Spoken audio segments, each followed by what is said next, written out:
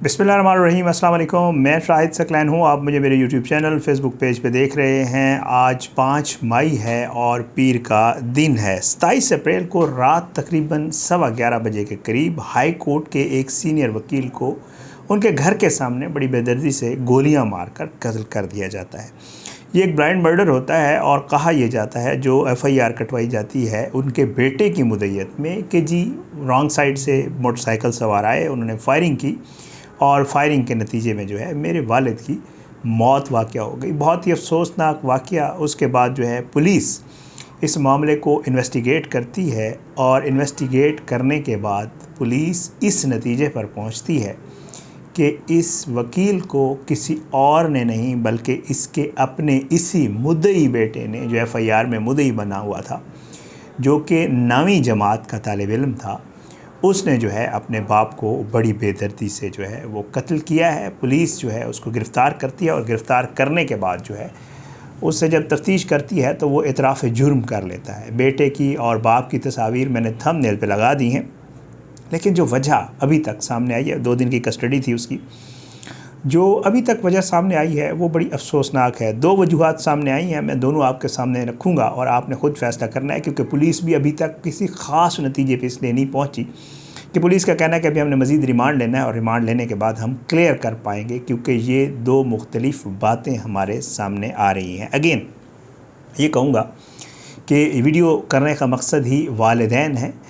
हम लोग बाज़ औक़ात अपने बच्चों को बेजा लाड प्यार तो दे देते हैं, उन्हें बहुत ज़्यादा प्यार करते हैं, उनकी फरमाइशें पूरी कर रहे होते हैं, उनकी ख्वाहिशात पूरी कर रहे होते हैं, लेकिन इस तरह हम उनको बिगाड़ रहे होते हैं, ना कि हम उनको अपने ज़्यादा करीब कर रहे होते हैं।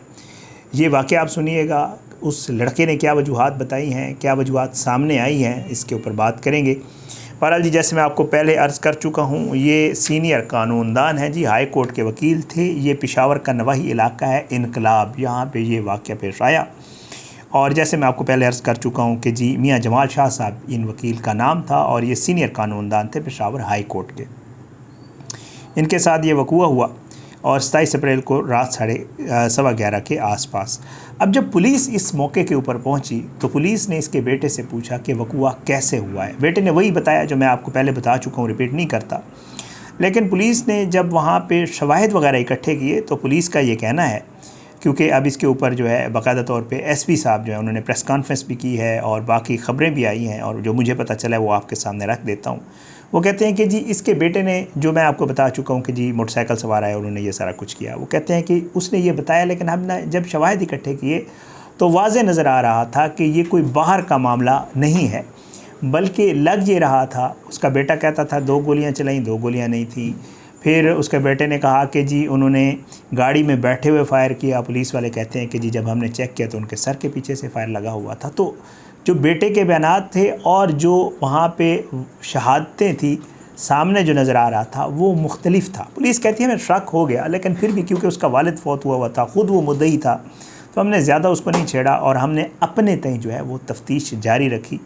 यहाँ से इस वकील का सोयम हो गया और पुलिस ने बिल आखिर उसके उस बेटे को जो है वो बयान लेने के बहाने, बात करने के बहाने उसको थाने बुलाया। जब उसको थाने बुलाया तो पुलिस ने उसके सामने चीज़ें रखी और उसे कहा कि बेहतर है कि आप ख़ुद हमें बता दें, नहीं तो हम इन्वेस्टिगेट करेंगे और जो है हमें अंदाज़ा हो रहा है कि ये मामला ऐसे नहीं है, क्योंकि आपके बयानात जो हैं, जो आप दे रहे हैं और जो मामलात हैं वो उनमें वाज़े तज़ाद पाया जाता है। 12 लड़का पहले तो नहीं मान रहा था, ज़ाहिर बात है, लेकिन पुलिस ने जब अपना तरीक़ाकार अख्तियार किया तो फिर उसने जो है वो तस्लीम कर लिया और उसने कहा कि वाकई मैंने अपने वालिद को ख़ुद कत्ल किया है। क्यों किया है, वजह उसने जो बताई है, वो पुलिस को ये कह रहा है कि जी मेरा वालिद जो है वो मेरी वालदा के साथ बहुत ज़्यादा लड़ाइयाँ करता था, घर में लड़ाई झगड़ा होता था, मैं इससे तंग आ गया और तंग आके मैंने ये कदम उठाया है। लेकिन इसका एक और पहलू भी है, वो भी आपके सामने रखूँगा।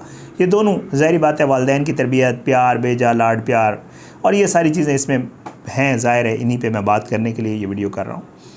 दूसरा मामला ये है, पुलिस ये बताती है कि इस लड़के के पास 10 से 12 लाख रुपए का एक बाइक है। आपको पता है हैवी बाइक, 10-12 लाख का हैवी बाइक रखना कोई आसान काम नहीं है। अब पुलिस कहती है कि जी ये आपने बाइक कहाँ से लिया है, तो इसने पुलिस को ये बताया है कि मेरी एक फूफो हैं जो कि सरकारी मुलाजिम थी, किसी महकमे में जॉब करती थी और वो रिटायर हुई हैं, उन्होंने मुझे इस बाइक के पैसे दिए हैं क्योंकि मैं बाइक का शौक़ था मुझे, मैं बाइक रखता था, ये बाइक मुझे पसंद था। मैंने वालिद साहब से कहा मुझे बाइक लेके दें, उन्होंने वो बाइक नहीं लेके दिया, उन्होंने मुझे मना किया और उन्होंने कहा कि नहीं इतना महंगा मैं तुम्हें बाइक लेके नहीं देता हूँ। लेकिन फिर मेरी वालिद साहब के साथ तल्ख़ कलामी हुई, जो भी हुआ फूफो को पता चला, फूफो ने कहा कि मेरे पास पैसे हैं, मैं रिटायर हुई हूँ तो मैं तुम्हें दे देती हूँ। तो ये 10 से 12 लाख रुपए का बाइक भी 9th क्लास का ये स्टूडेंट है जिसने ये सारा कुछ किया है, उसके पास ये बाइक भी जो है वो मौजूद है। अब इस बाइक के हवाले से पुलिस मज़ीद इन्वेस्टिगेट कर रही है क्योंकि पुलिस ये समझती है कि ये बाइक भी एक वजह बन सकता है इस सारे मामले की, क्योंकि वालिद इससे पूछता था कि बाइक तुमने कहाँ से लिया है।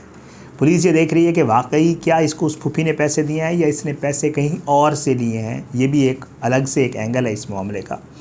साथ साथ इसने जो पिस्तौल ख़रीदा था वो कारखानों मार्केट से लिया था पुलिस ने, वो जो दुकानदार है उसको भी ज़ाहिर बात है पुलिस इन्वेस्टिगेट कर रही है कि आपने इसको पिस्टल कैसे दे दिया, ये सारी चीज़ें। फिर इसमें जब पोस्टमार्टम रिपोर्ट आई, जो इसने झूठ बोला था वो मज़ीद क्लियर हो गया क्योंकि पोस्टमार्टम रिपोर्ट भी यही बताती थी कि जी गाड़ी के अंदर ही फायर किया गया है। हुआ कुछ यूँ, पुलिस ये कहती है कि ये गाड़ी में वालिद के साथ बैठा हुआ था और इसने वालिद को उसी तरह बैठे हुए फायर किया। फिर इसने पुलिस को मिसगाइड करने के लिए या ये सारा कि जी ये नहीं हुआ, इसने फिर गाड़ी के बाहर खड़े होकर 2 फायर किए जिनके खोल फिर पुलिस को बाहर से मिले। ये केस को या पुलिस को डिस्ट्रैक्ट करने के लिए आप कहें या कुछ भी कहें, इसने ये सारा कुछ किया। अब पुलिस जो है उसकी कस्टडी में है ये लड़का, पुलिस इसको मज़ीद इन्वेस्टिगेट कर रही है, पता लगाने की कोशिश कर रही है। अपने सगे बाप की इसने जान ली है, 9th क्लास का ये स्टूडेंट है। और वही जो बात मैं आपको शुरू में कर रहा था, थोड़ा अफसोसनाक वाक़या ज़ाहिर बात है। सीनियर वकील थे मेरी भी वहाँ पे, जो रिपोर्टर दोस्त हैं पेशावर के, उनसे भी बात हुई तो वो भी ज़ाहिर बात है बहुत तारीफ़ कर रहे थे, कहते हैं अच्छे आदमी थे, मुनासिब।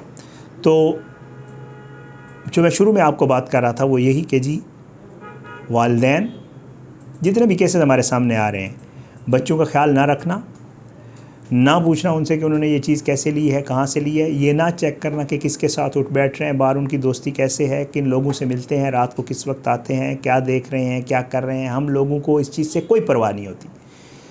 ओके ठीक है, मानने की बात है कि आजकल बहुत ज़्यादा लोग अपने मामलात में बिज़ी हो गए हैं, वालिदैन मसरूफ़ हैं, दोनों वालिदैन जॉब्स कर रहे होते हैं, बाज़ दफ़ा नहीं गुज़र बसर हो रही होती है, सारी चीज़ें होती हैं।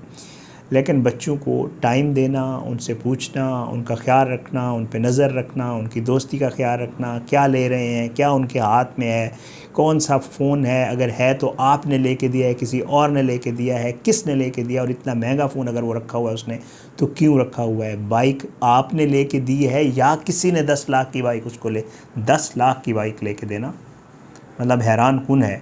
और पुलिस यही कह रही है कि ज़्यादा चांसेस यही हैं कि इसकी जो वालिद के साथ लड़ाई भी हुई थी या वालिद के साथ इसकी जो तलखी हुई है वो इस बाइक को लेकर हुई है, क्योंकि वालिद इसको कहते थे कहाँ से लिया और ये कहता था पुप्पी से लिया, या जो भी है जो इसने पुलिस को स्टेटमेंट दिया है।